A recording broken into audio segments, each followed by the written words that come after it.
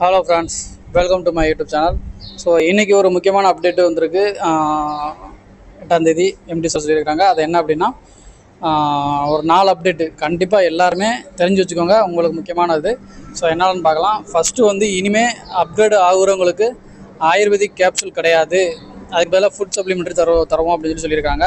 So உங்களுக்கே தெரியும், நம்ம 3000 ரூபாய்க்கோ அல்லது 30,000 1,00,000 எந்த பேக்கேஜ் போட்டாலுமே ஒரு டப்பாவில் வந்து டேப்லெட் மாதிரி கொடுப்பாங்க. ஸோ இனிமேல் வந்து அது மாதிரி கிடையாது, உங்களுக்கு வந்து ஃபுட் சப்ளிமெண்ட்ரி மாதிரி இது கொடுப்பாங்க அப்படின்ற மாதிரி சொல்லியிருக்காங்க. ஸோ ஃபுட் சப்ளிமெண்ட்ரி நான் ஒருத்தவங்கிட்ட கேட்டேன். அவங்க என்ன சொன்னாங்க அப்படின்னா, ஃபுட் சப்ளிமெண்ட்ரின்றது ஒரு நம்ம சாப்பிட்ற பொருள் மாதிரி தான் இருக்கும் அப்படின்ற மாதிரி சொல்லியிருக்காங்க. ஸோ அதனால் அது வர்றப்போ தான் தெரியும், சரிங்களா. இனிமேல் கேப்சூல் கிடையாது, ஃபுட் சப்ளிமெண்ட் ப்ராடக்ட் தான் கொடுப்பாங்க. ஏன் எதனால் அப்படின்னா, ஸோ இப்போ இடையில நிறைய பிரச்சனை வந்துச்சுல்ல. ஸோ அந்த இதை அவங்க பேஸ் பண்ணி இனிமேல் அந்த மாதிரி எந்த பிரச்சனையும் வரக்கூடாது அப்படின்றதுனால ஃபுட் சப்ளிமெண்ட்ரி தான் கொடுக்கலாம் அப்படின்ற மாதிரி சொல்லிட்டாங்க. ஸோ இனிமேல் ஃபுட் சப்ளிமெண்ட்ரி தான் வரும், சரிங்களா.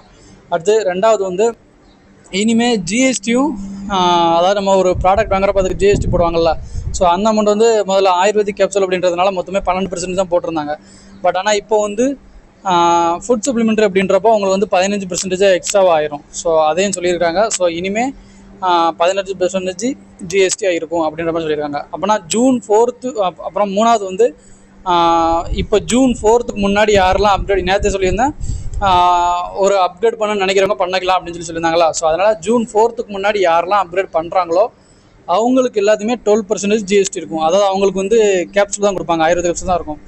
அதுவே June 4 அப்புறம் நீங்கள் அப்கிரேட் பண்ணிங்க அப்படின்னா ஜிஎஸ்டி வந்து 15% வரும், சரிங்களா. அதையும் மென்ஷன் பண்ணியிருக்காங்க. ஏன்னா ஜிஎஸ்டிக்கு அப்புறம் உங்களுக்கு June 4 அப்புறம் வந்த எல்லாத்துக்குமே ஃபுட் சப்ளிமெண்ட் கிடைக்கும். ஸோ அதனால் இனிமேல் அது வந்து 18% மாறும், சரிங்களா. விருப்பம் இருக்கிறவங்க முன்னாடியே இந்த இப்போலாம் 2-3 பேர் பண்ணியிருக்காங்க.